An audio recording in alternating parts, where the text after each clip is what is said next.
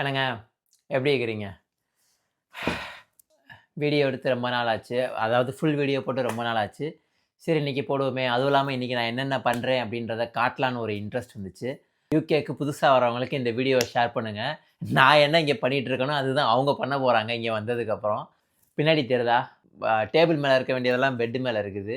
இப்படியே தான் நான் படுப்பேன். ஏன்னா, இத எடுத்து கிளீன் பண்ணி வைக்கிறதுக்கு நமக்கு ஒரு சோம்பேறித்தனம். ஆக்சுவலா நான் ஒரு சோம்பேறி தான் கொஞ்சம். ஏன்னா நம்ம வந்து வேலைக்கு போவோம், வருவோம், சமைக்கணும்னு நெனச்சாலே சமைக்கிறது பெரிய கஷ்டம். இது போக கிளீன் பண்றது இன்னும் அடுத்த விஷயம். ஏதாவது லீவ் டைமு இந்த மாரி வந்தா தான் மேக்ஸிமம் கிளீன் பண்ணுவோம். நீங்க யுகேக்கு புதுசா வந்தீங்கன்னா, ஸ்டூடெண்ட்டா இருக்கிற வரைக்கும் ஜாலியா கிளீன் பண்ணிக்கிட்டு ரொம்ப ஹைஜீனா நம்ம இருப்போம். ஏன்னா வந்த புதுசுனால. அப்புறம் போக போக அவ்வளோதான். இந்தா என் ஆஃபீஸ் பேகு. இப்போ ஆஃபீஸ் போயிட்டு வந்து பெட் மேலே போட்டேன்னா, அடுத்த தடவை ஆஃபீஸ்க்கு போகிறப்ப தான் ஆஃபீஸ் பேக்கே எடுப்பேன். அது வரைக்கும் அங்கேயே தான் இருக்கும் சேஃபா. இப்படி இப்படி தள்ளி விட்டுட்டு, அப்படி படுத்தோம்னா, காலைல எந்திரிச்சு நம்ம அடுத்த வேலைய பார்க்கலாம். காலையில கொஞ்சம் ஷிஃப்ட் இருந்துச்சு. அத போயிட்டு வந்துட்டு இப்போ பயங்கரமா பசிக்குது. பசிக்குன்றப்போ நம்ம வந்து ரைஸ் வச்சு, ஏதாவது ஒரு சிக்கன் கறி, சிக்கன் குழம்பு, இல்ல மட்டன் குழம்பு வச்சு சாப்பிடணும்னு ஆசை தான். பட் ஆனா என்னால சத்தியமா முடியாது. டயர்டுன்னு சொல்ல முடியாது. இதெல்லாம் போய் செய்யணுமா? அப்படின்னு ஒரு எண்ணம் தான். ஆனா போய் செஞ்சா தான் சாப்பிட முடியும். அது வேற விஷயம். பட் இன்னைக்கு சத்தியமா முடியாது. அதனால சிம்பிளா சப்பாத்தி வாங்க. சொல்லியிருந்தேன் இல்லையா? ஆல்ரெடி 2 சப்பாத்தி போட்டாச்சு. இங்கே யூகேக்கு வந்தீங்கன்னா, நீங்கள் தான் உங்கள் ஃபுட்டை நீங்கள் தான் ப்ரிப்பேர் பண்ணிக்கணும். யார் வந்து உங்களுக்கு சமைச்சு தர்றதுக்கெல்லாம் ஆள் இருக்க மாட்டாங்க. ஸோ எல்லாத்துக்கும் ரெடி ஆவாங்க. அப்புறம் நம்ம வீட்டில் மாவை போட்டு பெனஞ்சு அதில் ஃப்ரெஷ்ஷாக சப்பாத்தி போட்டு நம்ம சாப்பிட்ருப்போம். ஆனால் இங்கேயும் அப்படி சாப்பிட்ணுன்னு நினச்சா சாப்பிட்லாம். உங்களுக்கு அது போட தெரியும். உங்களுக்கு போட அது டைம் இருந்துச்சுன்னா நீங்கள் தாராளமாக போட்டு சாப்பிட்லாம். அப்படி இல்லைன்னா என்னைய மாதிரி ரெடிமேட் சப்பாத்தி. இதில் வந்து 20 சப்பாத்தி இருக்கும். 20 சப்பாத்தி வந்து ஒரு ஒரு ரூ. 250லேருந்து ரூ. 300 இருக்கும். 20 சப்பாத்தி. இது தீர்ற வரைக்கும் ஓட்டலாம். அப்புறம் மெயினாக சப்பாத்திக்கு ஊற்றிக்க என்ன குழம்பு. இதுதான் நம்ம குழம்பு. இது 4 நாள் முன்னாடி வச்சது. இது 3 நாள் முன்னாடி வச்சது. 2மே ஃப்ரிட்ஜில் தான் இருக்குது. ஆக்சுவலாக இப்படி சாப்பிடக்கூடாது. அது எனக்கும் தெரியும் தான். பட் வேறு வழி இல்லை. நம்ம ஊரெல்லாம் ஃப்ரெஷ்ஷாக அன்னன்னைக்கு வைக்கிற குழம்பு அன்னன்னைக்கு சாப்பிட்டு தான் நம்ம பழக்கம். ஆனால் இங்கே வந்தீங்கன்னா நீங்கள் தான் சமைச்சு நீங்கள் தான் சாப்பிட்டுக்கணும். நீங்கள் வந்து சமைச்சு நமக்கு இருக்கிற ஒர்க்கு ஸ்கெட்யூலில் நம்மளால் டெய்லி சமைக்கிறதுக்கு நமக்கு டைம் இருக்காது. இந்த மாதிரி தான். இங்கே வந்து மேரேஜ் ஆகியிருக்கிறவங்க அவங்களுக்குள்ளே சமைச்சுக்குவாங்க. ஏன்னா ஒருத்தவங்க வேலைக்கு போனால் இன்னொருத்தவங்க சமைச்சிருவாங்க, இன்னொருத்தவங்க வேலைக்கு போனால் இன்னொருத்தவங்க சமைச்சிருவாங்க. அது எப்படின்னா பேலன்ஸ் ஆகிடும். ஆனால் நீங்கள் பேச்சுலராக இருக்கிற வரைக்கும் நீங்கள் தான் 2யுமே நீங்கள் தான் இது சப்பாத்தி சாப்பாடை வந்து நீங்கள் தான் பார்த்துக்கணும். திருப்பி போட்டுருவோம். என்கிட்ட இருக்கிற ஒரு பிரச்சனை என்னென்னா, எனக்கு ஒரு குழம்பு கெட்டு போனால் அது கெட்டு போச்சான்னு கூட எனக்கு கண்டுபிடிக்க தெரியாது. எங்கள் வீட்டில் கேட்கும்போது நான் நல்லா இருக்கா நல்லா இல்லையா உப்பு பார்க்க கூட எனக்கு ஆக்சுவலாக தெரியாது. கொடுத்தா நான் சாப்பிடுவேன். அவ்வளோதான் என் கேரக்டரு. இது கெட்டு போச்சான்னு தெரில. பட் வேறு வழியும் இல்லை. நல்லா இருக்க மாதிரி தான் இருக்குது. இது வந்து மட்டன் குழம்பு. நல்லா தான் இருக்குது. இப்போ இது 2யும் மைக்ரோவேவில் வச்சோம்னா ஒரு 2 மினிட்ஸில் சூடாயிரும். இதுக்கு ஊற்றி சாப்பிட்டுட்டு இன்றைக்கி லஞ்சை முடிச்சுக்க வேண்டியதான்.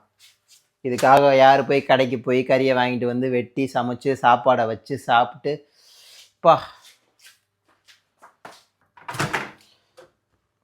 1 2 ஒரே தான் வச்சுருவோம்.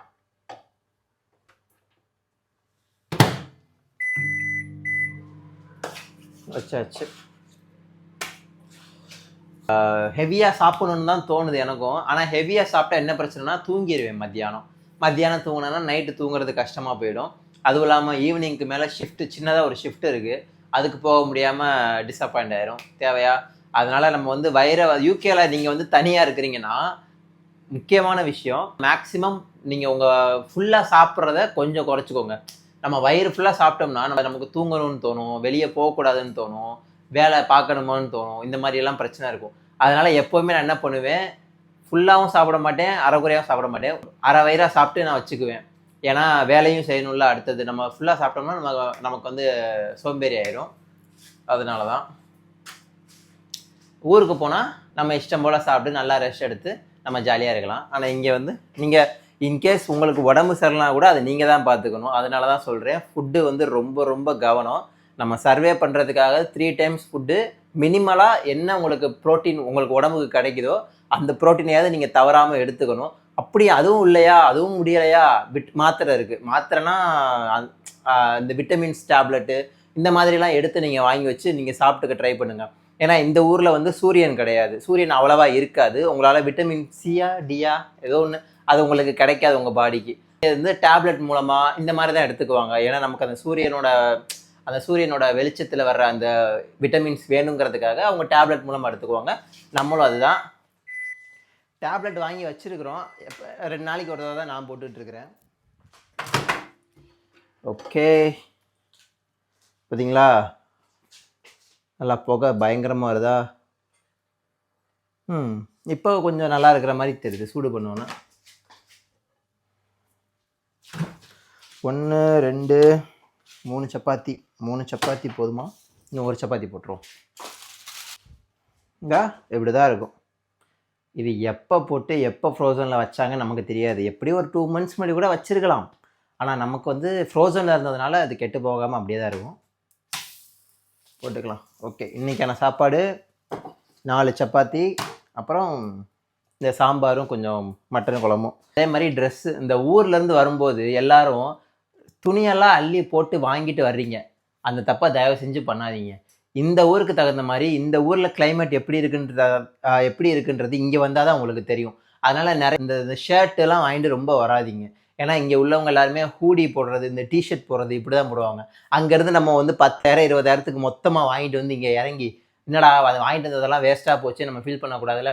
அதுக்கு இங்கே வந்தாச்சும் வாங்கிக்கலாம். இங்கே கொஞ்சம் ரேட்டு முன்ன பின்ன தான் இருக்கும். ஆனால் உங்களுக்கு போக போக பழகிரும். மசாலா ஐட்டத்தை தவிர உங்களுக்கு மேக்ஸிமம் அதுவும் தேவைப்படாது இந்த ஊரில். மசாலா ஐட்டம், அப்புறம் ஒரு சில பாத்திரங்கள், அப்புறம் கொஞ்சோண்டு அரிசி, ஒரு 5 கிலோ அரிசி. ஏன்னா உங்களுக்கு ஃபஸ்ட்டு எங்கே கிடைக்கும் என்ன கிடைக்குனே தெரியாது. அதனால் இந்த மாதிரி ஐட்டங்களை நீங்கள் எடுத்துகிட்டு வர்றது பெஸ்ட்டு. ட்ரெஸ்ஸுக்கு பதிலாக ட்ரெஸ்ஸு இங்கே வந்து ஒரு 10 days 20 daysக்கு தகுந்த மாதிரி மட்டும் கொண்டு வாங்க. அதுக்கப்புறம் அப்படியே வாங்கி அப்படியே பழகிடலாம். அதனால் அது ஒன்றும் பெரிய விஷயம் கிடையாது. போட்ட சப்பாத்திலே இந்த ஒரு சப்பாத்தி தான் அந்த விளம்பரத்துலலாம் வரும்ல, ஆட்டா சப்பாத்தின்னு, அந்த மாதிரி. ஓகே, இப்போ வந்து கல் பயங்கர சூடாக இருக்குது. இது எப்போவுமே வந்து ஏன்னா அப்பார்ட்மெண்ட்டில் மற்றவங்களும் தங்கியிருக்கிறாங்க. அவங்க தெரியாதனமாக அதை நம்ம ஊருக்காரங்கன்னா தெரியும் இது எவ்வளோ சூடாக இருக்கும் அப்படின்றது. வேறு நாட்டில் இருந்து வரவங்களுக்கு ஐடியா இருக்காது. அதனால் அதை சேஃபாக மேலே வச்சுருவோம். நம்ம ஃபுல்லாக ஊற்றி